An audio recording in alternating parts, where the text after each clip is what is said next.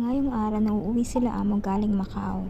Nagawa ko na ngang mamalengke at bilhin yung mga kailangan para sa dinner. Sinabi nga nila amo na dapat ay light dinner lang at mag-keep down daw ako ng pagkain or para sa lunchbox ng aking mga alaga para kinabukasan.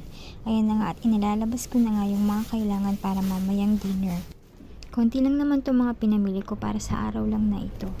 Siguro nga kaya light dinner lang ang request nila amo for dinner is baka nag-heavy meal lunch na sila sa Macau. Kaya okay lang naman para sa akin kasi hindi naman ako mahihirapan.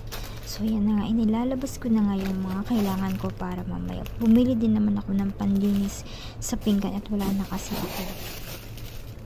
Yan ang paborito ng aking alaga ng chicken steak na isasama ko mamaya. Binuksan ko na nga itong fridge para mailagay yung mga pinamili ko para mamayang dinner. I-prepare ko na lang itong mamaya pag malapit na ang dinner para sa mga OFW